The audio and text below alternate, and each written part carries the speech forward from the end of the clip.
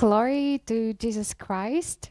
Good evening, ladies and gentlemen, and a warm welcome to all our guests who are watching us online on YouTube channel.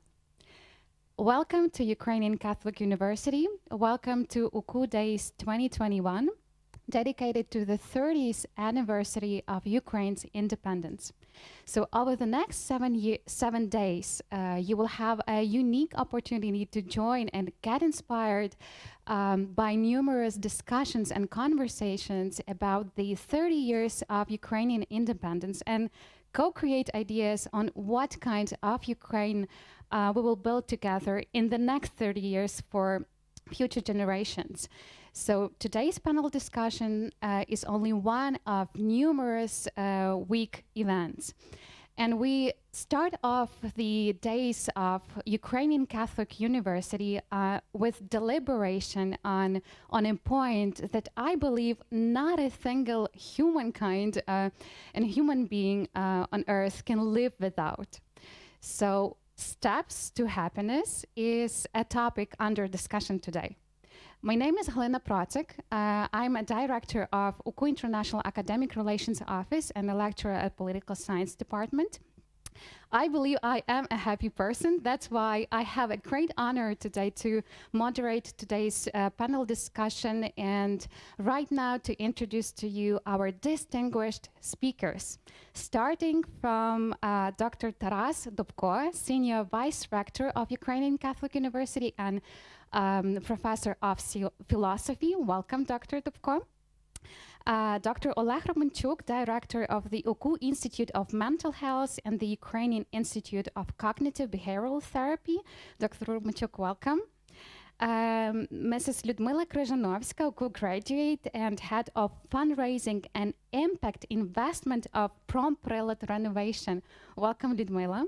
And our special virtual guest speaker, Dr. Taras Kytsmey, co-owner and member of the board of directors of SoftServe company, ex-president of the IT Ukraine Association, and board member of the European Business Association. Welcome, Pane Tarase.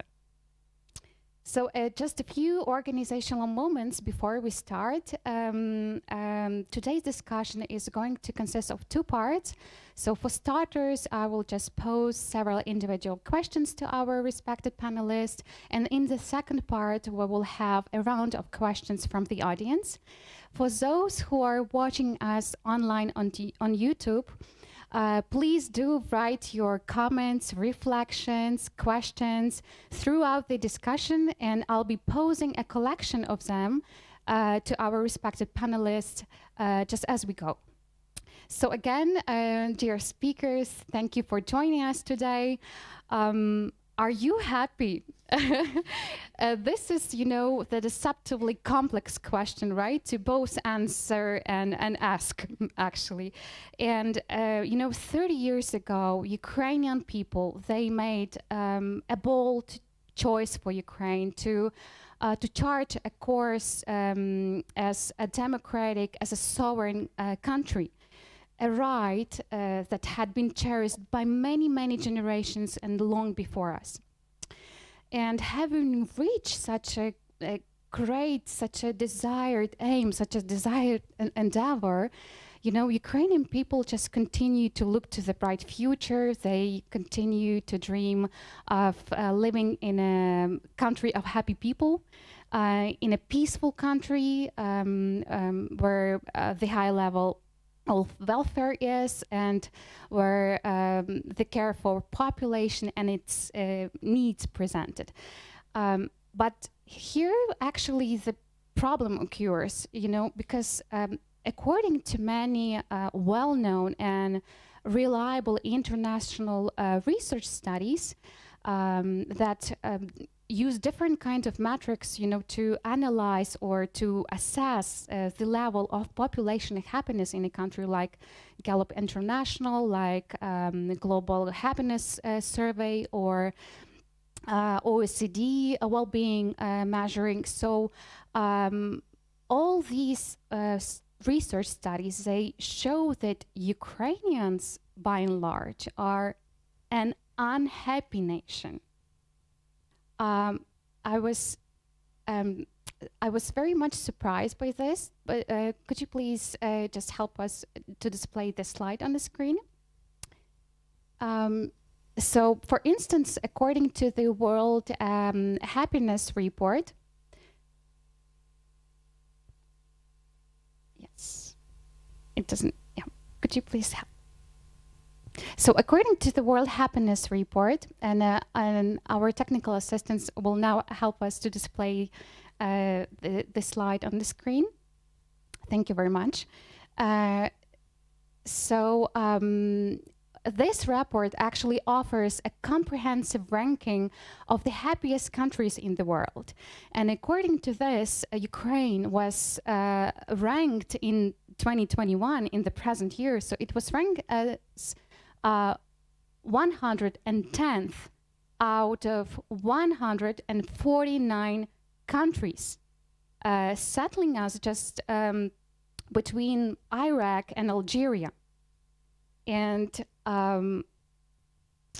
we are also marked in this report as a country which is least happy in Europe. So not very good results, don't you agree? And 2 years ago, actually, the situation was even worse because Ukraine was ranked 133rd, standing right after Chad. It's a country in Central Africa where is the highest levels of hunger in the world. So just let me begin this discussion by posing a question to Taras Dobko.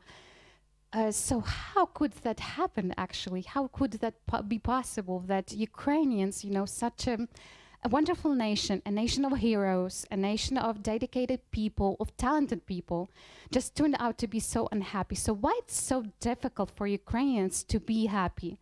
And are these only external factors like war in the country, like post-pandemic issues that just ruin the image of happy Ukrainian? Or there are some, trips that lay down just with some perceptions, right, of happiness. And what should we pay attention to when talking about happiness, Pane Taras? Thank you. Thank you, Halyna. Good evening, everybody, or good afternoon, who is following us overseas. I wish, Halyna, I could have an easy and brief answer, to your question. It's not that, philosophers like to complicate things. They do sometimes, and maybe even often. But, happiness is difficult in a sense. To be happy is difficult. To feel happy is much easier. So one doesn't need to work hard to make it happen.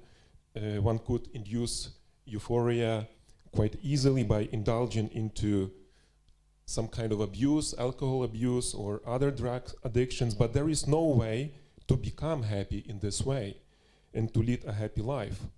So no wonder there is a famous saying that it is better to be a human being dissatisfied than a pig satisfied. Better to be Socrates dissatisfied than a fool satisfied. In other words, happiness is not just pleasure. And sometimes, not these reports, but some reports really appeal to, some subjective experience of happiness, to some concept like satisfaction with life on a whole, which has really this subjective dimension in mind. But why, genuine happiness is difficult? And first, I think because it is demanding, and secondly, because there are too many traps on the road to happiness. So why happiness is demanding? Because first, it requires to discover what really matters, what is valuable, what is meaningful enough to generate a claim on our responsibility. What I mean is that to be happy, I need to discover something greater than my own self and affirm its validity, sometimes independently of my desires, needs, inclinations, appetites. Secondly, happiness requires to find out what appeals precisely to me, this unique individual person. I'm limited, I'm finite. I could not respond equally to all great things in life and in the world. I should exercise close self-examination, sometimes it's difficult, to discern my vocation in life. One could either drift through life and abandon the prospect of true happiness, or one can get mature and discover what we call our calling in life. Thirdly, happiness also requires courage. Courage to take a risk to pursue something noble in one's life and commit himself or herself for this noble thing. It's not easy to commit. We, would like to be very dynamic in our tastes, and it is difficult really to pursue something in a committed way. Any meaningful choice actually is an action in which you commit to something at the expense of something else. And you always, when you choose something, you always sacrifice something meaningful in general to what is significant and appealing in your case. You need wisdom for that to navigate in the world of values and principles safely and peacefully. Then fourthly, happiness requires much prudential practical knowledge, how the world functions and how people interact with each other. There could be many ways to pursue a goal you have chosen, and it takes a thoughtful reflection and critical thinking to find the most appropriate one to make what is meaningful come true. You need, in other words, you need prudence to choose a right path towards a right goal. In other words, to be happy requires what we often call and refer to cultivation of spirit. So famous John Stuart Mill argues that this cultivation actually consists in two things, negative and positive. Negatively speaking, it implies the human person's detachment from his or her needs and wants, abandoning, in other words, a purely pragmatic attitude and achieving a certain distance from one's own self. And cultivation, in other words, cultivation of the spirit entails overcoming of the person's egocentricity, self-absorption, excessive self-concern with his own precious self. In a sense, it seems that a certain amount of temperance, self-limitation, even ascetic self-denial is necessary for human happiness, or better, for removing the sources of one's unhappiness. Moreover, in this requirement, Mill goes so far as to argue for the need of such freedom from one's own self as to be ready to abandon all prospects of one's happiness. It's paradoxical. So it's tempting for us to make happiness a direct goal of our intentions and actions in aspiration to deserve this happiness, to keep its sources under one's control. So we like to control things.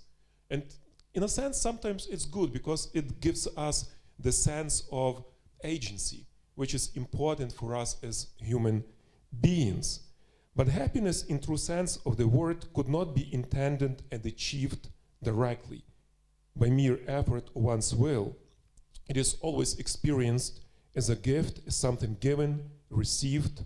It arises on the back of the human person's activities in which we appreciate what is good in and by itself. So this already mentioned John Stuart Mill, I quote him, "Those only are happy who have their minds fixed on some object other than their own happiness, on the happiness of others, on the improvement of mankind, even on some art or pursuit, followed not as a means, but as itself an ideal end.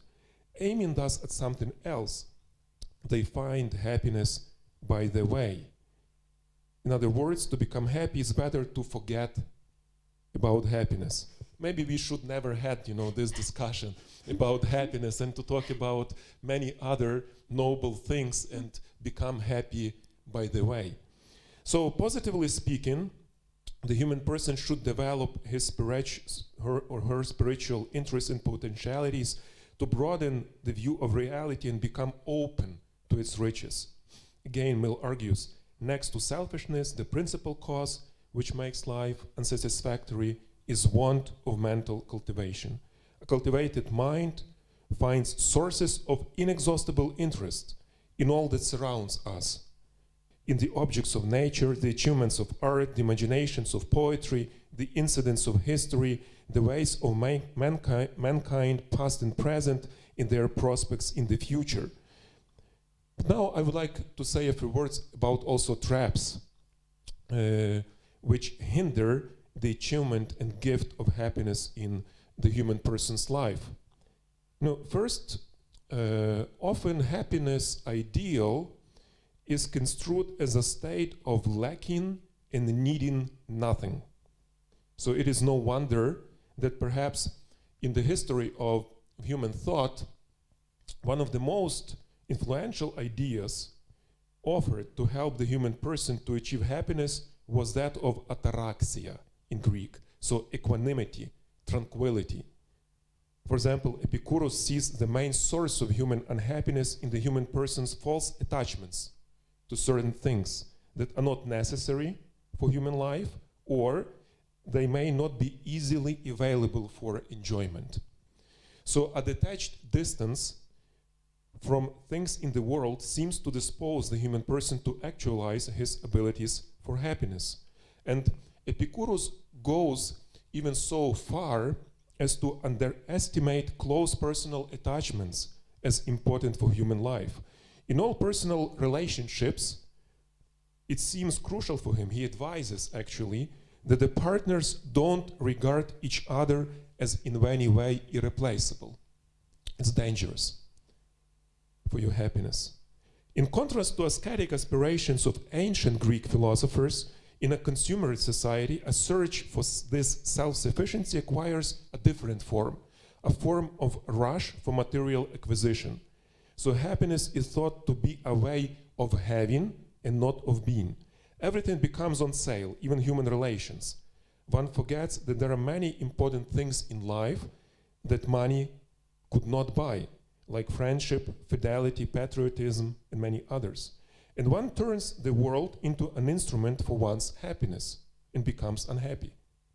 At most, one could attain temporary pleasures in this way, but ultimately, I guarantee, one ends up in boredom. Even worse, by aspiring for self-sufficiency, the human person makes other people redundant, unnecessary for his or her flourishing, and thus cuts oneself off from the abundant sources of happiness. We desperately need other people and healthy relations with each other to be happy. It is presumptuous to suppose that we can dispense with other people in pursuing human life at its best, at its highest. We humans thrive in relationships. We flourish when we share with others. Isolation is just contrary to our nature and vocation. Or as Archbishop Boris Gudziak puts it, I quote, "Our strength resides in relationships, not just in myself or yourself. It grows in between us. It is interpersonal. It is both divine and human. It draws its power from collaboration, solidarity, and making oneself a gift for others." And secondly, another trap is to consider my happiness in opposition to our happiness. We may become individualistic and atomistic, and then we have trouble. We have trouble in imagining ourselves as embedded members of natural communities based on moral grounds that precede our voluntary agreements and that lay claim on our allegiance and identity before we ascribe voluntarily to it. This is our family, our country, our natural environment, our faith communities, and many others. We are fast to assert our rights, but slow and hesitant in recognizing our civic duties and responsibilities. Quite often our discourse of noble human rights degenerates into a practice of complaints and grievances. Then we feel justified to communicate with other people, the world and nature around us, using the language of demands and criticisms. We believe ourselves right to take for granted anything good that we receive. And we are unwilling to include the happiness of other people into our happiness. To counter this trend is actually the work of love. No better recipe for that. Love generates benevolence and ability to integrate other people's vision of a good life into my pursuit of flourishing and fulfillment. And genuine happiness is not about my own self-fulfillment, it's about our flourishing together. Now I would like also to say a few words about our common happiness, about what makes for our well-being and flourishing together as a community. And we can probably apply it, to your question about Ukraine. This ambition of like collective happiness was or is conceptualized in the notion of the human development. As it turns out, to be a good and happy society is even more demanding than to be a happy person. We all know that, that too often a discussion on the progress of nations, of countries, is interpreted primarily in terms of the gross domestic product, GDP. And then the debates about the human development get reduced to measuring nations' material wealth only. The debates then are conducted primarily about economic growth and fair distribution of wealth, about balancing the risks of inflation and unemployment, about fair tax system and what objectives should be given priority in distributing public funds. All these questions are very important, but they don't exhaust the question of human well-being. So economic growth and material well-being become the principal goal and the measure of success for our politics. Michael Sandel from Harvard calls this approach the political economy of growth and distributive justice. There is an alternative approach which conceives of the good life of society as an opportunity, a capability for citizens to exercise their political freedom in the fullest degree. But this freedom is not meant as a license to do anything I wish, but as the human person's ability to participate in self-governance. Such a freedom depends on the human person's attainment of civic virtues, his or her mature understanding of public affairs, the feeling of responsibility for the common good of the community. It implies that the human person is not an island. Michael Sandel calls this the political economy of citizenship. So he believes that even economic institutions should be assessed according to their ability to conduce or hinder the attainment of moral character and civic virtues necessary for self-governance and democracy. So economy doesn't exist apart from politics and from other important spheres of human life. Economic policies should be not only about consumption and fair access to it, but also about self-governance, empowerment of people for self-governance. I would like to quote, two people from the American context, which is of course different, but still we can find some parallels. One of them is a lawyer and a famous public figure in the US, this Louis Brandeis. He said, "We are committed not only to social justice in the sense of avoiding an unjust distribution of wealth, but we are committed primarily to democracy. It is essential in order that man may develop, that they be properly fed and housed. It's important that they have proper opportunities of education and recreation. We cannot reach our goal without those things, but we may have all those things and have a nation of slaves." End of quote. And there is another quote from Robert Kennedy, very famous, where he speaks about how to measure American success.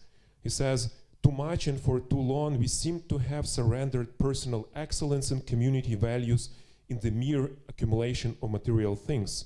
Our gross national product, if we judge the United States of America by that, counts air pollution and cigarette advertising, and ambulances to clear our highways of carnage. It counts special locks for our doors and the jails for the people who break them. It counts the destruction of the redwood and the loss of our natural wonder in chaotic sprawl. Yet the gross national product doesn't allow for the health of our children, the quality of their education, or the joy of their play. It doesn't include the beauty of our poetry or the strength of our marriages, the intelligence of our public debate, or the integrity of our public officials. It measures neither our wit nor our courage, neither our wisdom nor our learning, neither our compassion nor our devotion to our country. It measures everything in short, except that which makes life worthwhile. And it can tell us everything about America except why we are proud that we are Americans, end of quote. So what you, Halyna, mentioned, shows that there is already a widespread consensus in the world that human development could not be adequately assessed by reference solely to GDP or other economic factors. They are present in all, indexes, but not exhaust them. So thus we are aware of OECD Better Life Index, which acknowledges that there is more to the quality of life than the cold numbers of GDP and economic statistics. We also know even about seemingly extravagant attempts like that of the government of Bhutan to substitute the Gross National Happiness Index for the Gross Domestic Products Index as a measure for assessing public policies and government performance. Perhaps the most prominent attempt to introduce more diversity into the assessment of the human welfare was the creation of the United Nations Human Development Index. It's very famous, 3 decades ago, which is based on the so-called capabilities approach to development. HDI was intended to assess what makes for a basic quality of life. So there are 3 factors: long and healthy life, which is measured by life expectancy at birth, education, that's mean of years of schooling, and a decent standard of living. That's gross national income per capita. In December 2020, UNDP issued its annual human development report entitled The Next Frontier, Human Development in the Anthropocene. The report introduces the concept of nature-based human development to navigate human flourishing so that it can happen alongside easing planetary pressures. This nature-based human development helps tackle 3 central challenges for this report: mitigating and adapting to climate change, protecting biodiversity, and ensuring human well-being for all. It puts high on the agenda the eradication of poverty in all its forms. And I quote, "The increasingly important questions for many countries are not about the overall size of the pie, as with GDP, but the relative size of its slices, with GNI. In this year's report, we also worry about the oven," says this report. And finally, I would like to mention that such a human development is really an ambitious goal, not easy to achieve. It requires an adequate anthropology, sound moral source, and mature ethical agency as a basis for political action and public engagement. In the Catholic tradition of social thought and action, it was defined as integral human development. So the historic definition of this concept, integral human development, comes from Pope Paul VI in his encyclical Populorum Progressio on the progress of nations. Quote, "Development cannot be restricted to economic growth alone. To be authentic, it must be well-rounded. It must foster the development of each person and of the whole person," end of quote. Basically, this concept of development describes a life with dignity. It becomes possible only with the recognition of the multidimensional nature of the human person and the importance of right relationships in a society and with creation. It's about flourishing of the whole person and every person in a just and peaceful society. That's why it's so difficult. It is based on the holistic understanding of the human well-being, comprising its economic, social, political, cultural, ecological, and spiritual dimension. As Clement Sadmak from the University of Notre Dame points out, I quote, "The concept of integral human development can be translated into two imperatives. First, don't leave anyone behind, and second, make sure that each dimension of the person counts.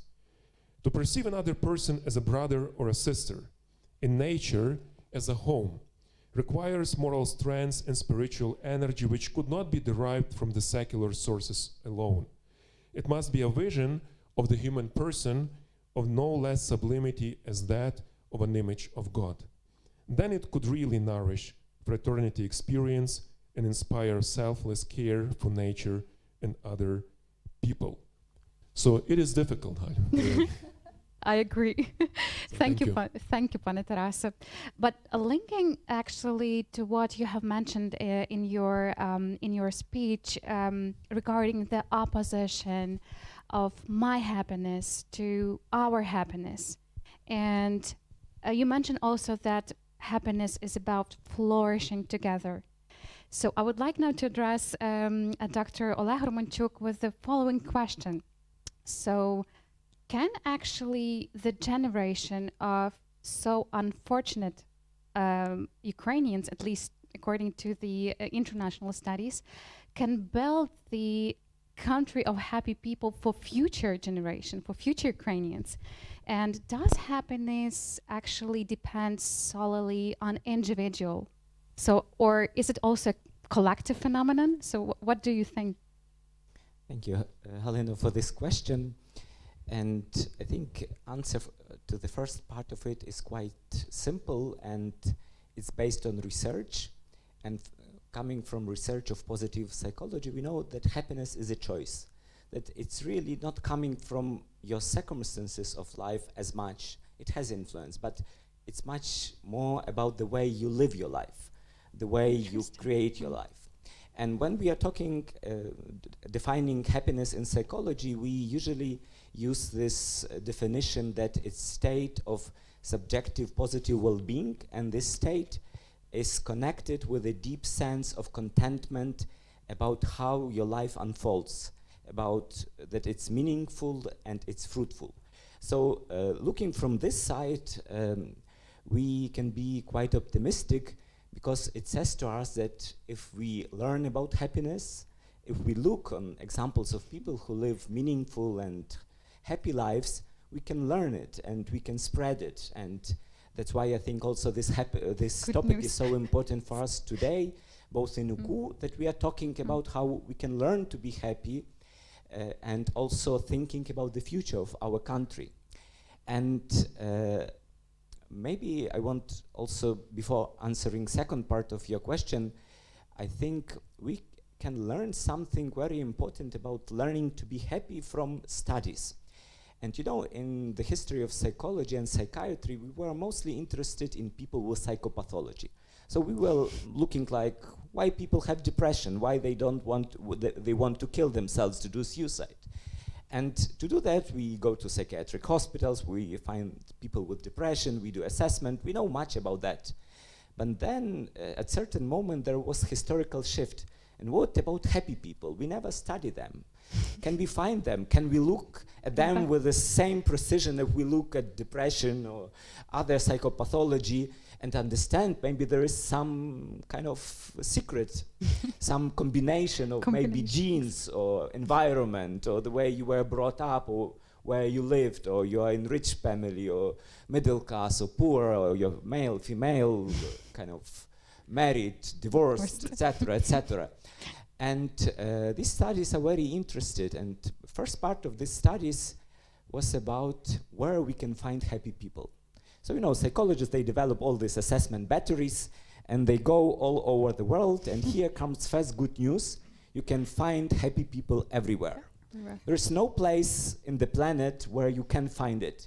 You can find them in psychiatric hospital, you can find them among young adolescents, among old age. You can find them married and unmarried. You can among rich and among poor, about suffering people who are sick, who are dying.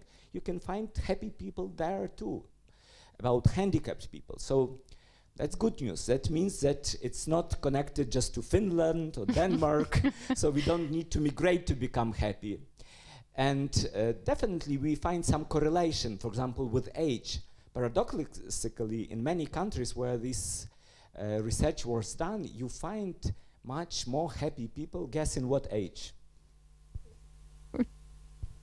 55? Old people, not Old young people. people, not Old not people. kind of adults. And it's, you can understand this, because if you need to learn to be happy, you need experience, you need wisdom. You need wisdom to learn how to be happy. And I read this beautiful book where this journalist was taking interview of 6 men, like 95 years old, who were found to be happy but by these batteries. And I remember this moment when he's asking this old person, explain me, what's the secret? You are 95 years, you have arthritis, you have pain, like your wife died, you live alone in this small apartment, you do not have much money, why you are happy? And he said, you know, young man, I wake up every morning, I open my eyes, and first thing that I'm aware that I'm alive. And then I say, thank you, God, that I have one more day to live. And this story shows us something very specific, that happiness not so much depends on what you have, but on your capacity to appreciate life and to be grateful. Actually, we are finding that the greatest correlation of happiness with certain psychological skills is with gratitude, with capacity to see life as a gift, to see beauty in nature, in people, and really appreciate it and be grateful. Maybe another interesting research is that external things are important. It's important to have financial independence, it's important not to have stresses, but any external changes in your life will not make you happy for a long time. And there is this very interesting phenomenon of hedonic adaptation. We all know it, it's called honeymoon. So if something changes in your life, and they studied especially like people who won in lottery million. So in 1 year, they got excited. I don't say happy, but they got excited. They are excited for, how long do you guess? 1 year 1 year. approximately. $1 million, 1 year. After 1 year, their level of happiness drops back to the same level they had before they won lottery. And they saw the same things with all other kind of lucks, like of nice changes in your life. So it's really what Pantaras said, that it's not about what you have, but it's what about how you live, the way you are. So we need to learn this way of how to be. And there's a lot of interesting things. Then we look into different questions. So, okay, how they are, how these people live their lives, what they do, like, what's the difference if they are dying, or if they are sick, or if they are married, or what age, what is cross-cultural, what is what you can find in all these people. And there are a lot of kind of publications and ways how to develop this formula of happiness. But I can say that to make complex things simple, there are 3 things that unite all these people. And first thing is that they know what really matters in life. They know what's really important. One study of Japanese old people, they said that they have this special word even for this, and they call it ikihai, and it means the reason why you wake up this morning. Like happy people, when they wake up, they not only are grateful, but they know what matters in life. Like they hear music and they want to dance because they know there is something they have to do. So they have meaning, but this meaning is not only about, you know, having system of values. It's more like meaning that brings them into action. Like as music brings you into dance, so their life is full of meaningful action. They are implementing this meaning. They are living meaningfully, not just knowing what's important, but they really live, they act on this meaning. So this is first thing. Second thing is, again, Panetaras, philosophers and psychologists are very close to each other, and I think most people kind of things that we now discover with science, philosophy was talking for ages. So second thing is about connection, and all happy people deeply feel that they are interconnected and they belong to community, and they engage in this deep give and receive relationship. Not just relationship, but really deep relationship, where they feel they have close friends, that they're committed to their family, that they are part of this network of life and they are engaged in this. So this is second thing. And third thing that we find universally in all of this research is capacity to be grateful and to celebrate life. Not just kind of see beautiful things, but really to deeply kind of enjoy them and celebrate what's right in life, what's beautiful, and to be present to see these things. And maybe fourth thing that is very important, that happiness is not just about pleasure. Happiness doesn't mean that if you are happy, you can simultaneously suffer from pain or suffer because you see cruelty or other things. So happiness is also connected to resilience, to capacity to stay in difficult life circumstances, but to act on your values and to love and to support. And we can find it also in our history. I was impressed when I read for the first time this letter of a bishop of Ukrainian Greek Catholic Church, Omelian Coach, who was in Nazi camp. And his relatives and friends wanted to kind of liberate him. They wrote letter that we are working with authorities, we hope that you will be free. And he's writing in this letter, please don't do this. Because, and he uses this word, I'm happy here.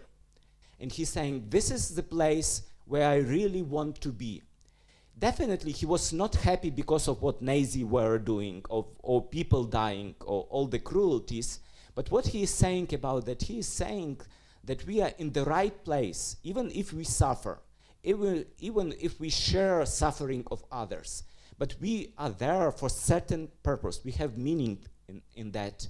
We have this deep sense that we are living our life fully, that we are doing what we are called to do. And being in different place would make us unhappy. So that's also very important, that it's not just about kind of, this concept of hygge, that life is just comfort and, coziness, etc., etc. Happiness can be found in very difficult places, in places where there's suffering. And then coming back to your question, so what does it mean for Ukraine? And I think for Ukraine, probably one important thing is that definitely we have a lot of social problems that we need to solve. We need to develop economies, fight corruption, etc. But we need also to change our mentality. We need to learn to live wisely and to be grateful and to build fruitful relationship and to create community and to find meanings that can develop our kind of navigation in life and guide us into good actions.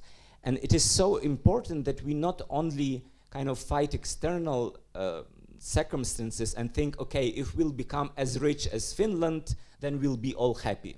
It can be so, but it cannot be so. It depends much on the way we live.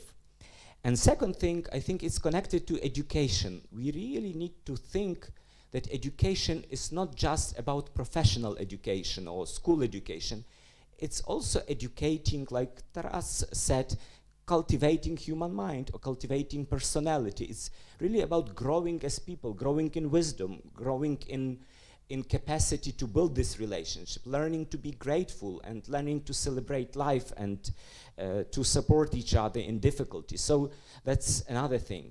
And I think that's what we are trying to do also in UKU, developing university which really fosters community and not just proclaims values but lives values, and not just tells, okay, let's love each other, but tries to love each other and to bring this attitude in our everyday relationship. So I think it's so important that our education is place of formation and is environment where human growth happens and we learn to grow as humans.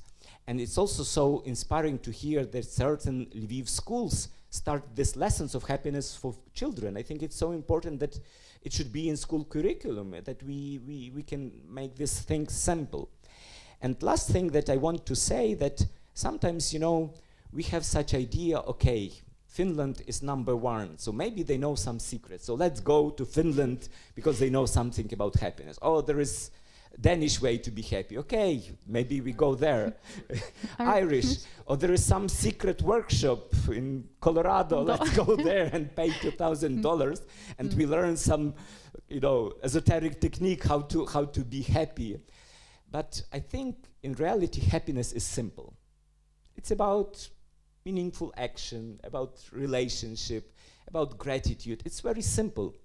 And we can find these things just if we look around, if we look into our families, if we look into each other. And probably we need maybe read less about this, but more implement what we know how to build our lives. And when I was preparing this workshop, this talk, I was thinking about my experience where I saw in life happy people, and my grandmother was the first person who came to my mind. He lived in the village, she lived in the village. Her life was very difficult. She lived in poverty, she had 3 children, they were very poor, she was sick, she had ischemic heart disease, so she was very weak, but she was always kind of grateful, full of love, seeing the beauty, sharing everything she had. She was very happy, and no one taught her this. And she was always telling me, you know, now people don't know how to celebrate life. She said, my generation, we really knew how to celebrate, and they had much more difficult life and much more poverty. So we need to study Ukrainian happiness. We need to look at people like Omelan coach and people in our culture, and this is also for students and for our research. We need to look into our culture and to find our history of wise, happy people and how to live happy lives. Thank you. Thank you, Pan Oleh, for such an inspiring and insightful speech. And thank you both, gentlemen, just for such an interesting immersion into the concept of happiness from both philosophical and psychological perspectives. It was very beneficial.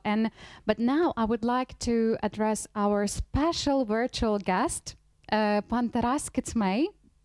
And it would be now great to, to validate actually all our series, all our, scientific approaches to happiness, and to look at happiness as something which is very applied thing in our daily lives. So, Pane Tarase, a question of the day, do you hear as well? Hi. Hi. Good. I hear you very well. Thank you for inviting me to this discussion. And thanks for being with us today. So I must confess, I will now pose the most difficult question of today's discussion. And that is, Pane Tarase, from your perspective, when does the happiness come? Are you happy? So how do you practice your happiness? Thank you very much for the question. Yes, I'm happy. I will share my secret how to be happy. Thank you. You know, I started my career in teaching in Lviv Polytechnic University, and somehow I moved from university to business, and today I'm in IT business. And I will be talking probably from a business point of view. At the same time, IT business working with young generation, and I talking a lot with young generation, and probably I will be in some sort of advices how to be happy, and probably these advices should be very good first of all to young generation, starting from students of Ukrainian Catholic University. And you know, I was studying in Harvard Business School. And we had in Harvard Business School one discussion. What is more important, success or happiness? Good. And we had a huge audience, about 150 people. and half of audience were from United States and half from other countries, European countries, Indian, Asia, etc. And I observed interesting result that people from United States, for some reason, put priority success, and other parts of the world, European people, Indian people, Asian, for some reason they put priority as happiness. But doesn't matter what priority we keep it. It seems to me, in many cases, success is mainly important in our life. And it seems to me that we should start from our dreams. The bigger dream, the better. And it seems to me when we see that we are reaching our dreams, we are getting some sort of success, some sort of happiness. If to talk about my life, I see how my life was changed in age of 13 years when I got, let's say, my first big dream. I was participating in some all-Ukrainian mathematical competition, and I realized how many smart people around. And my first dream was just to be smart people as people around myself, and just to be part of all of this creativity, achievements, discussions. At that time, for me, it was very, very engaging. And starting from that time, I started just to build my life versus just to have some sort of free flow. And we are talking about Ukraine. And you talked that in Ukraine, we have many unhappy people. And we could have advantage. I like to work with 100 people. 100 people, usually they have a lot of needs and they have dreams, and they're ready to invest a lot into their dreams. And we see many students, we see many young people, and young generation will build future of Ukraine. And for sure, we need to change the state of unhappiness, but we should change the state from many achievements, successful achievements. From other point of view, we see many people with great achievements, very ambitious, but they are unhappy.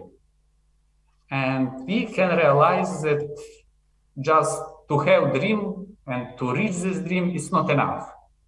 We see huge spectrum of our needs that actually we need to be happy, starting from physical conditions.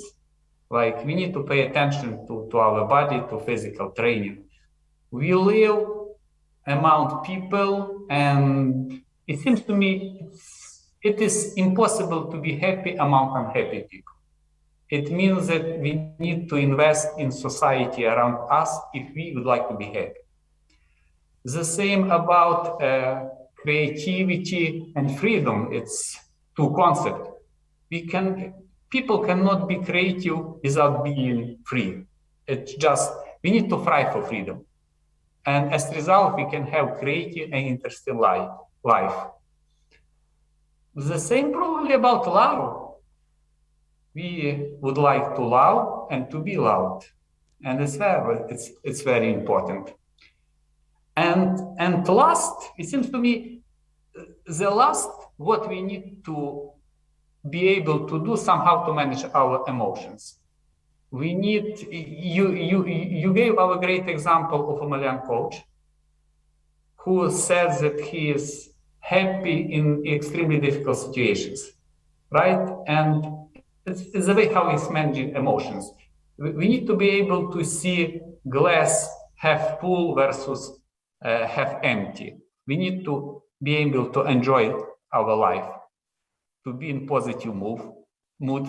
We need to be thankful for everything we had. We need to keep some sort of balance between positive and negative emotion. We need every time somehow manage to have more positive emotions and to keep like positive balance in our mind. You know why people prefer to go to summer vacation to some ski resorts or winter vacation to skiing? And in most cases, the answer is not just to swim in the ocean. The answer is to be among happy people. If you go to a resort, tons of happy people around you, and you are getting non-stop positive emotions, and you are starting to be happy. Nothing changed, just positive emotions. This is how we need to manage our life. And you mentioned about Ukraine. It seems to me in Ukraine we have some sort of memory of our past when we got many unpositive emotions, as these emotions like pushing us and to feel some sort of unhappiness. But I'm confident that young generation which will change this in coming years. Thank you.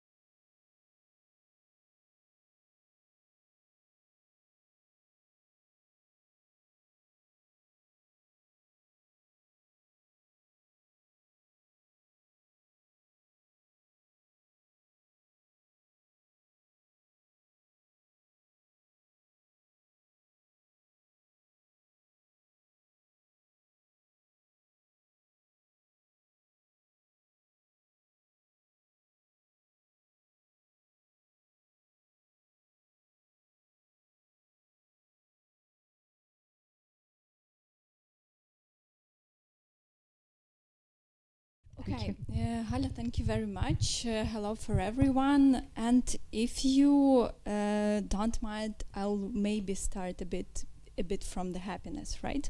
Because it seems to me that Pantaras mentioned just now very important thing, and it leads us also to generosity or to serving.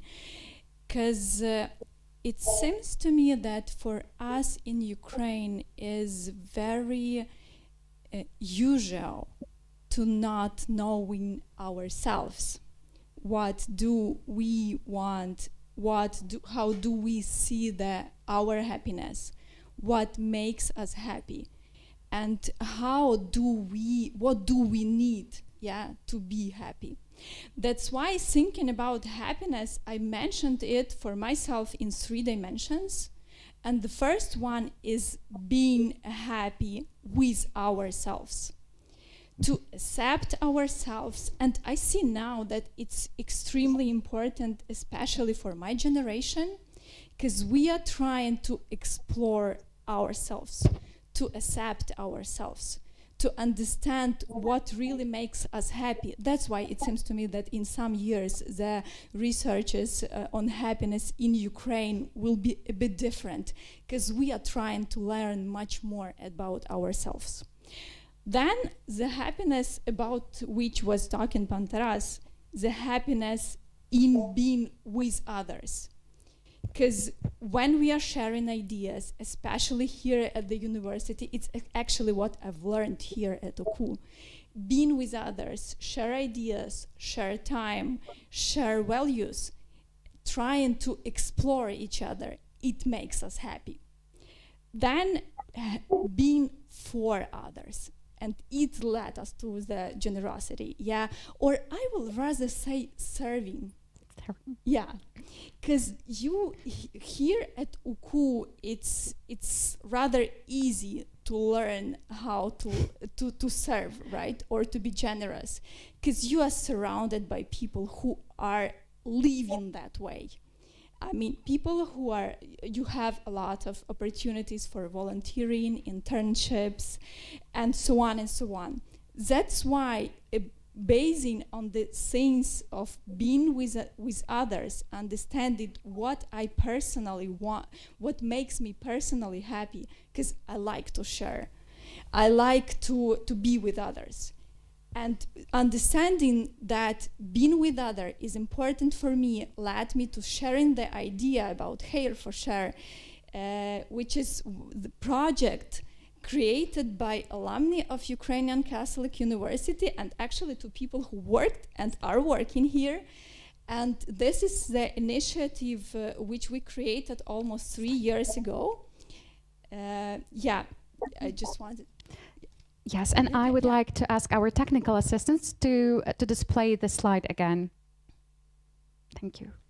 So what we are actually doing, we are gathering hair of women and men actually in Ukraine and for the moment all over the world to create weeks for women and girls who have lost their hair because of the chemotherapy, right, which they are undergoing because of their cancer disease. Also now we are supporting women and girls who lost their hair in some other way. So and you know it's these girls they are people who created the initiative. I can say that all that Pantaras and Panola had mentioned today about being with others, about what makes us happy, we are experiencing that. So we understand that sharing with others, doing good for others makes us happier for sure. Thank you. Thank you so much, Liudmyla, for your insights. And now I would like to open the second part of our discussion and invite our esteemed guest in the room to join it, just to share your comments, reflections, maybe your own perceptions of happiness. Whenever you are ready, just please make a visible sign like raising your hand, and our assistants in the room, Anna Maria and Antonina, yes, Antonina is here. So they will just approach you with a microphone, so you can take them right now. And while you are getting ready with your questions, I will now like to address our esteemed virtual audience and read out some of the comments and questions in our chat. So we have some comments here, and thank you very much, dear virtual guests, for active participation. So the first comment is from James Black. Hello there. Hello, James. We are happy to have you with us today. And the second one is from Natalie Volovik. I apologize for maybe misspelling or pronouncing your last name. So good evening, Natalia.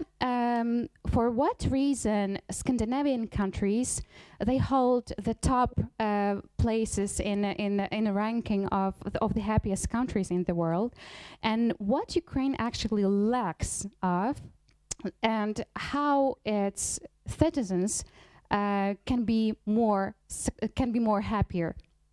And the other interesting question is posed by Lubo Salentai. So why Ukrainians do not care about their happiness? So why it's so like this? Yes. So whenever you're ready to answer the question, any thoughts, any ideas, and dear guests, please just prepare your questions. Mhm.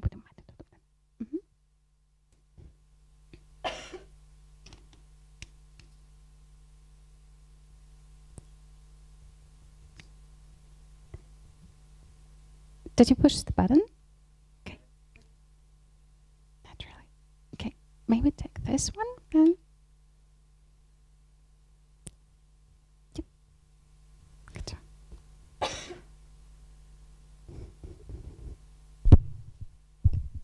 Thank you. I'm Natalia Starodub.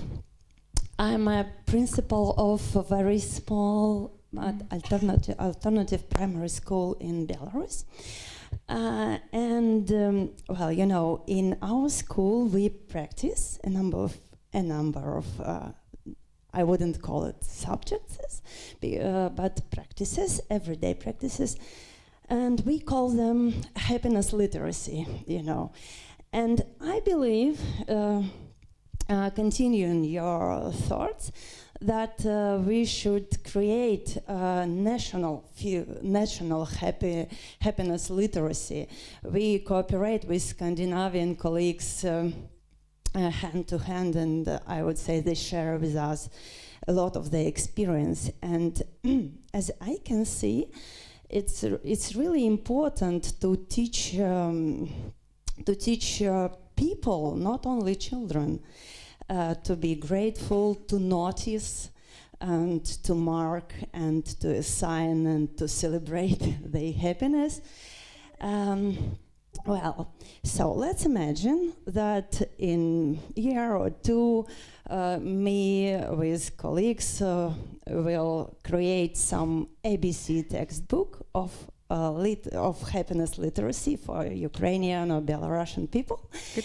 And if you could create some not less than one, but no more than 3 postulates to that ABC textbook, what would you propose? Pandula. Thank you for every participant. Thank you. Thank you for your question. Natalia, I want to say that I'm very happy that you're here from Belarus, and that we are with all our hearts with your country, and really wish that it will be free and happy. And I saw your excitement when you wanted to tell what you're doing. And I'm so happy, you know, I'm a child psychiatrist, and for me, children and caring about kind of teaching them, creating healthy environment for them. Because I think we need to start really with families. We need, you know, to prepare parents and to support parenthood. That's very important. Because when parents know how to be happy and they live happy lives, they transmit this way of living, you know, implicitly to children. They don't need even to give any lectures. If parents celebrate, if they share what they have with neighbors, if they do act of kindness without kind of ingenerosity, if they just speak together about what's important in life, they transmit it. So parents, number one, and schools, number two, and preschools. So that's really, really important. And we have a lot of research about happiness intervention for children. Act of kindness is very popular intervention with big evidence. You know, children, they are prescribed to do incognito some acts of kindness. We know this from PLUS, from our youth organization. We know it, it works. When you make someone happy, you become happier. You share. That's true. Making someone happier makes you happier, makes you, yes. Another thing, gratitude and practices of gratitude, incorporating them into everyday. Maybe these can be two things. Maybe also some mental care, what Pantaras was talking, learning to kind of cultivate positive emotions, or cultivating resilience. There are some things then that we can teach children and they can learn easily. Thank you. Any other 3 statements to the book? Just maybe one thing. It's about wonder as well. I think that kids are very good about it, but we often unlearn to wonder about the world, about other people, and it's really an art to keep wandering in the adult phase of one's life. And I think for this is very important. So we develop during our life many habits, and habits usually are quite useful and beneficial. We get used to something, how to walk, without almost automatically in our room or in some some familiar environment, and we develop other beneficial habits. But sometimes habits also become our enemies. I mean, enemies for happiness, because we get used to things, we get used to what is good, and because we already have it, and we get bored, it doesn't anymore generate wonder, this kind of good. And I think it's important, to develop some kind of virtue. Some may call it, humility, feeling some kind of unworthiness on receiving this or that good. That somehow, when you receive something that you don't take for granted, so then you could be grateful. As soon as you start take everything good you receive for granted, it really doesn't generate any joy and enjoyment for that good. So I think it's important also from psychological point of view, how really to keep this appreciation of good things alive in human life. Just add something. And I think also I really like, Pane Taras, what you said, that children also can teach us adults how to be happy. It seems sometimes so much that we need to teach everything to children, but really, if you look at little children, my daughter says, those who are not yet spoiled by adults, if you look them up, they are naturally happy. They play, they enjoy life, they Celebrate, are grateful, right? they celebrate. Right. And I remember once I was doing kind of a little, I can't tell it's really research, but it was like asking children of different ages at school just to end the sentence, happiness is. I was doing this in my school where I was pupil, but after I finished it. And I was impressed, the older children are, the more answers were like, happiness is when I will get Sony PlayStation, when I will get something. The younger you go, you get responses like, happiness is when it is snowing. And that's, really, we need to know that happiness is when it is snowing. You need to really to be able to see the beauty of snowing. You need to be present. You need to be silent. You need to be united with this beauty. So, and this is what we can learn from children. Thank you so much. Any other questions from the audience? Yes, your hand is recognized, so please, Antonina, help us with the microphone. Good evening, my name is Olga, and there were 6 key variables to come to a happiness score shown on screen during presentation.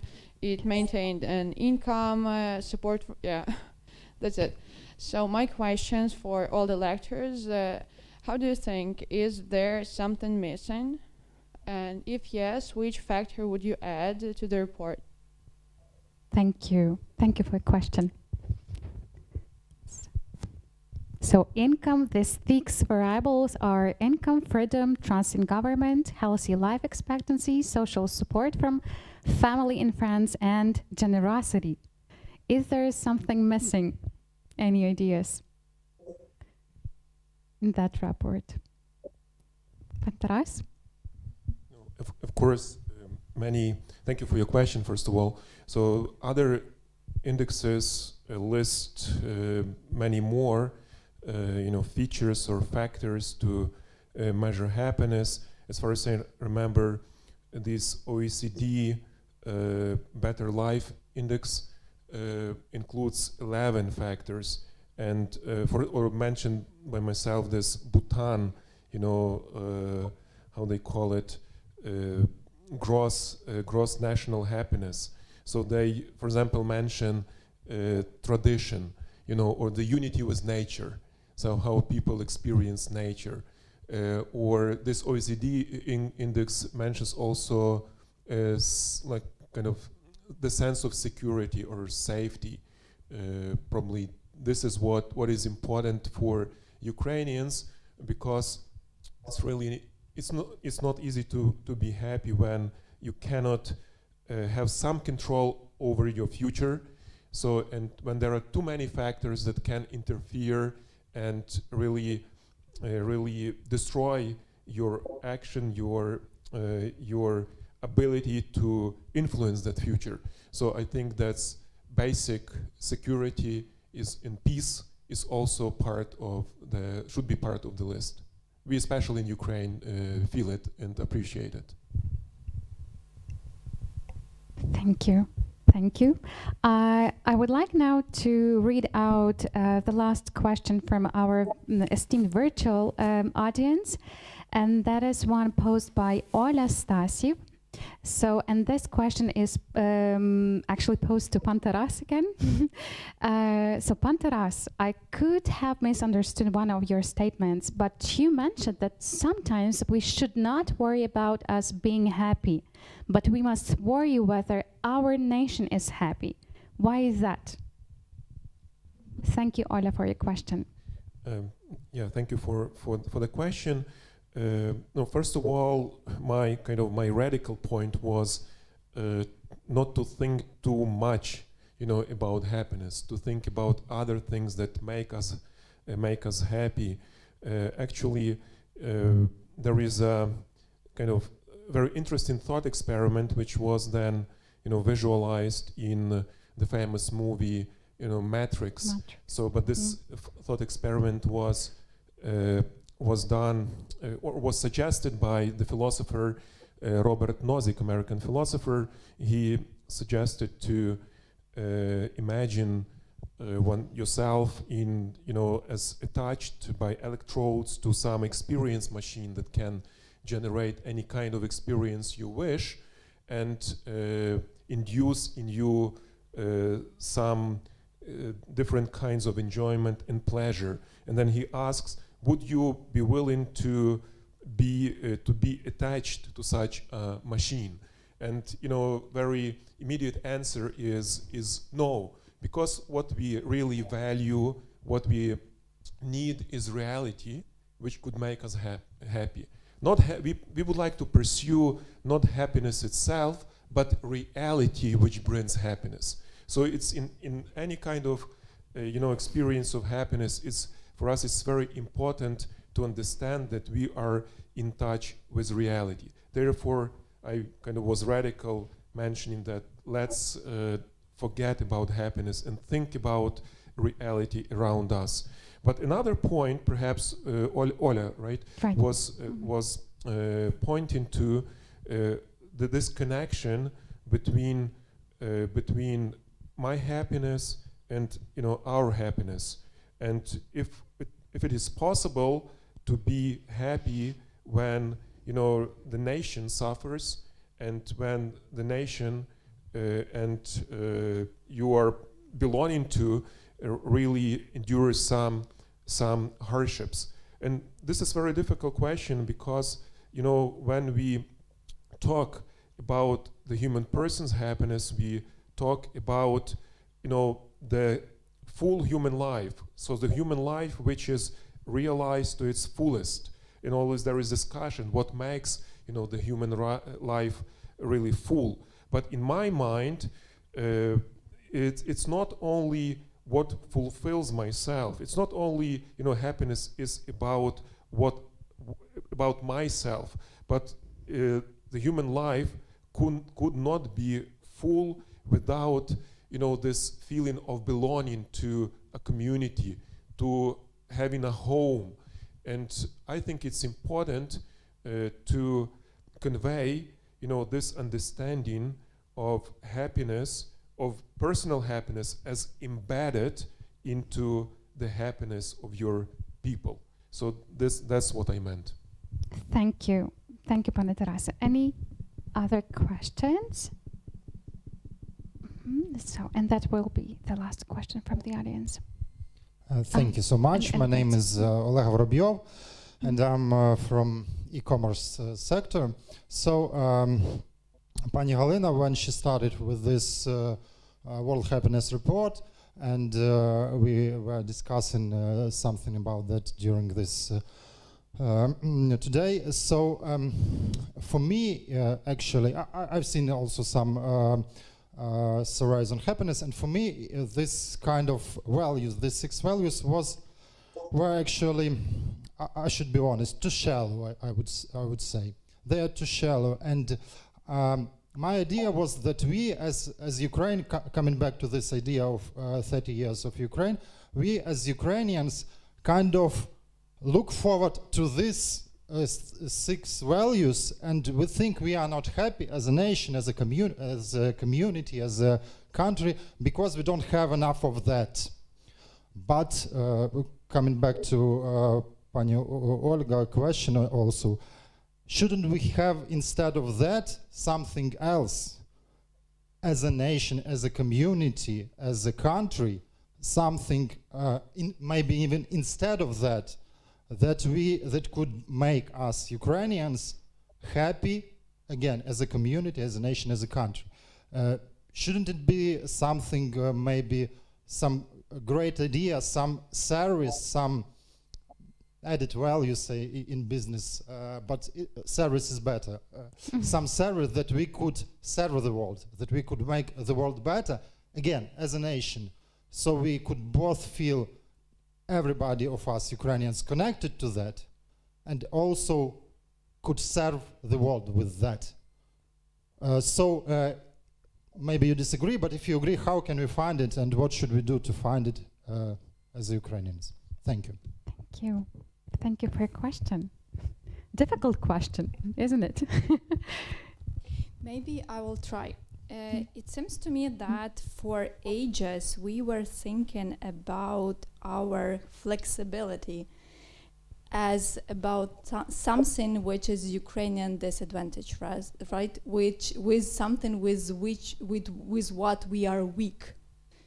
It seems to me that we are already, even regarding the points we have here, it seems to me that we are already showing that our flexibility is something we can bring and adaptate. Because I will tell you a bit more about the other rating.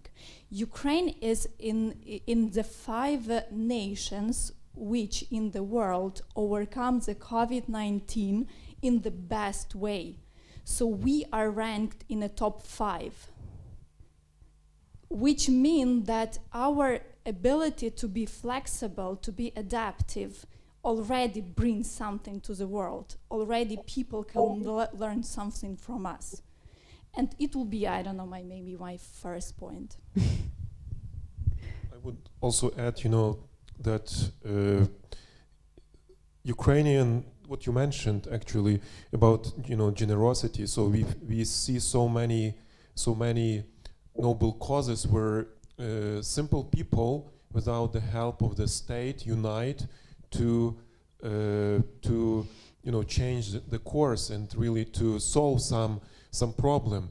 And I think, when you compare with Europe, in many countries in Europe, like old school Europe, people rely on state very much. So in this sense, Ukrainians are blessed, in a sense that we could solve some problems, not all, because there are some issues you have to have a state to solve them. You cannot just to do it through civil society. It's very difficult. For example, with army, so you can hold in some partisan way the enemy forces on the war field, but actually a trained army really can solve the problem of national security or some other issues. But in other things, Ukraine really could be among the first to show for other nations how to do some things. Yes. Pan Oleh. First of all, I want to say that I like very much your comment and your reflection, and I totally agree with it, first of all. And I think if we look in most of these values, they are really describing how do you assess conditions of living, like do you have good health care, etc., etc. Yes, it's not about how you live, how you assess, are you have a deep sense contentment of the way you live your life, non-depending on what are conditions. So that's really important to think how we can measure another side, like meaningful living or building community or having sense in life.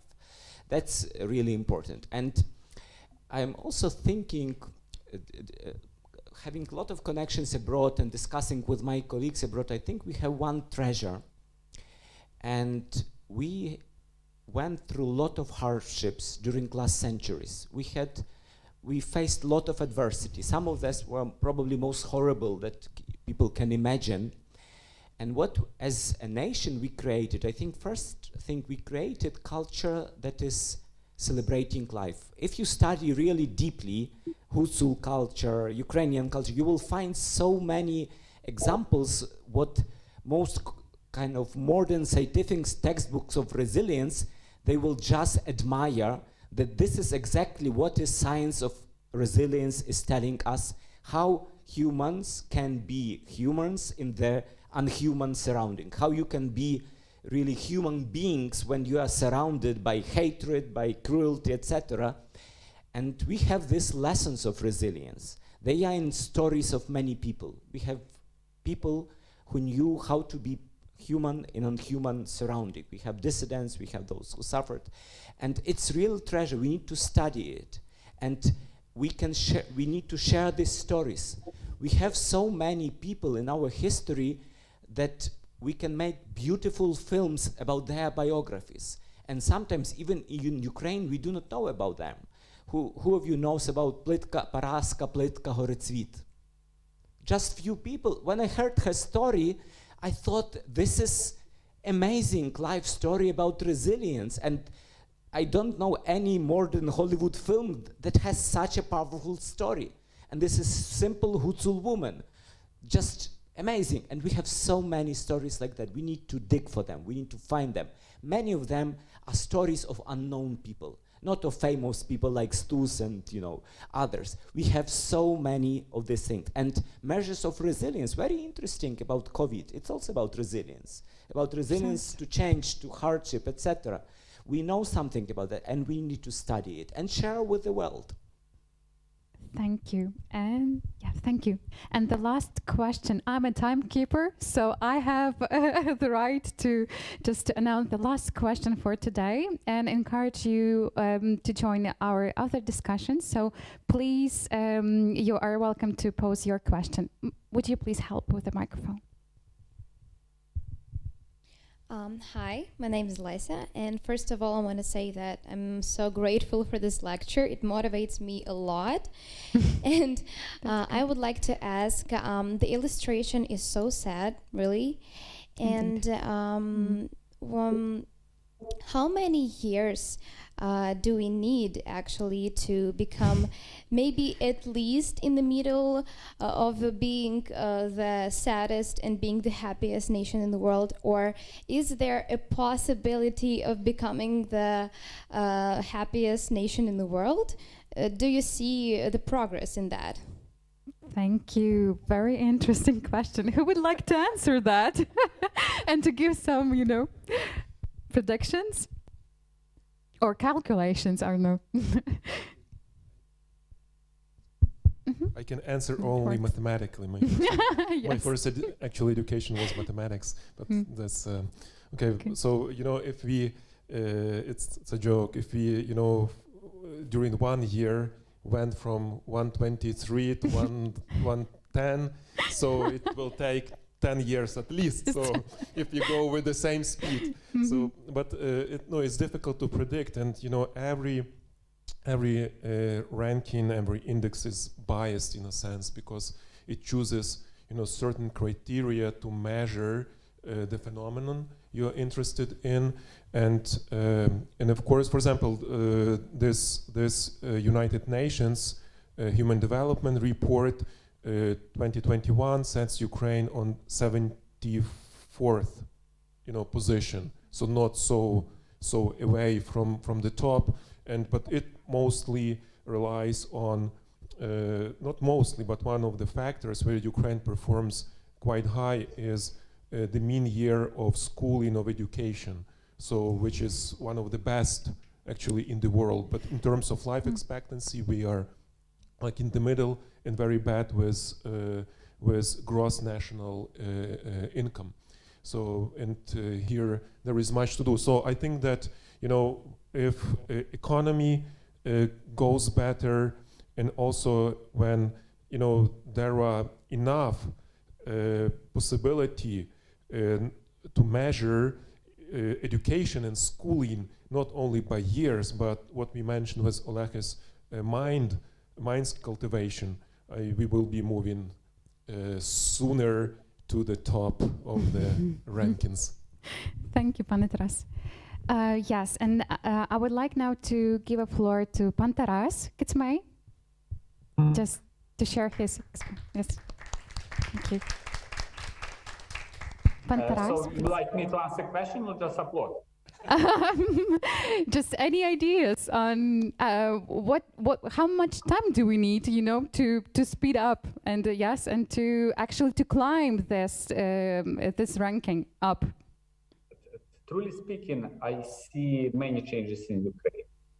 Like I'm from IT industry, for example, and currently this is the second export industry in Ukraine, growing 20+% per year, and each year we need about 50,000 young people. And as a result, Ukrainian education, IT education, does not produce 50,000 people. So it's a big challenge. And as well, it's not only challenge. Currently, we are growing exponentially in each direction, including IT. And if we understand that these days, IT penetrating all areas. It's not just IT, it's IT in finance, IT in agriculture, and IT in healthcare, IT in oil and gas, etc., etc. And day by day, we're getting more and more people, young people traveling around the world and learning how to develop products, how to be in all of this industry. And step by step, we see many new companies we are getting in Ukraine. I see many other companies in other industry generated in Ukraine. In IT, we have almost zero attrition rate outside the country. So all people who got IT education working in Ukraine. And it seems to me next year it will be very important for Ukraine. And in 10 years, we'll have a significantly younger generation, and we have many changes in Ukraine. We all understand that many people dissatisfied with life, but we understand that we doing huge transformation from planet economy to market economy.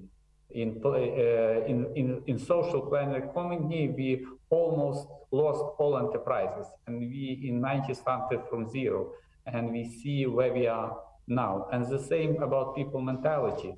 In all Soviet Union mentality, people expected to be paid from the state. Now we need people with new generation, people who can manage themselves, who can build their happiness themselves. And I see many changes, huge changes. And 10 years, I take a look 10 years ago and watch where we are today. And 10 years from now, we have huge changes. And happiness index will be significantly better in Ukraine. You know, happiness index is like score on, we have a soccer football game, and 3-0. But it's just score, but we enjoying not the score, we enjoying the quality of game, how people play, the beauty of game. The same here, like we take a look on the score and talking what we need to do to have better score, but in reality, we have huge opportunity to increase this score, a lot of opportunities. So I'm very positive about next 10 years. Good and very optimistic summary for the present panel discussion. Thank you very much, Pane Taras. Unfortunately, we have run out of time already, and unfortunately, we do not have any time for other questions. But we have all witnessed, today together that how practical and at the same time how all-encompassing the concept of happiness is for each of us, right? And thank you, dear guests and dear virtual guests, for all your interesting questions and for your frankness.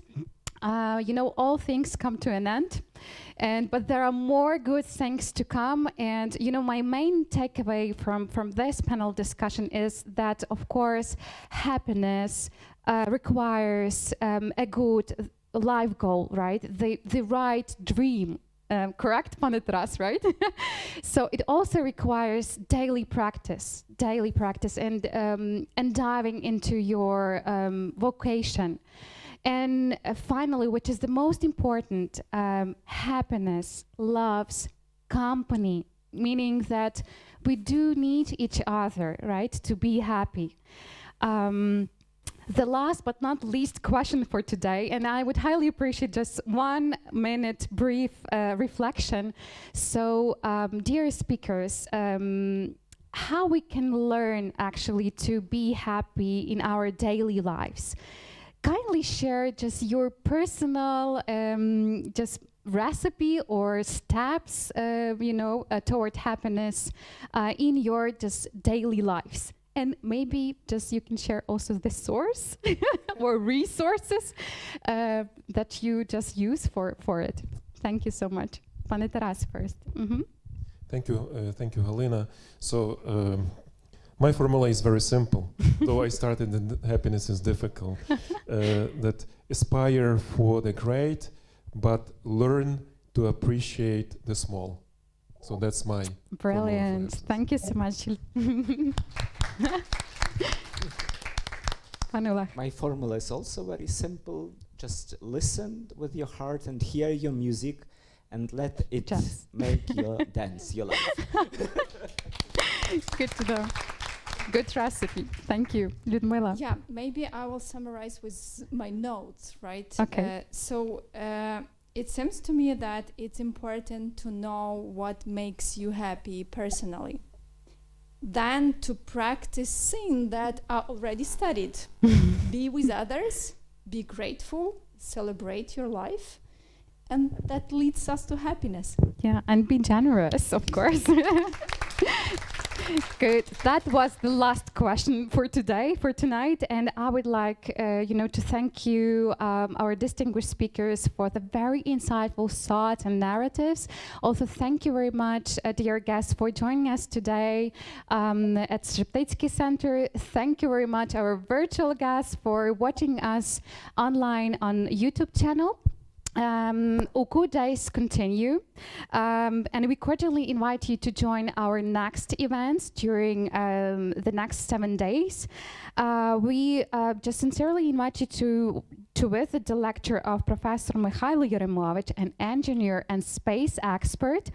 And if you strive to build your career effectively in a successful way, you must also join the lecture of Katerina Hirna, an expert on HR who will deliberate actually on who and how will build Ukraine in the coming decades. That's all for tonight. Stay tuned with UKU, practice your happiness daily, and love our Ukraine.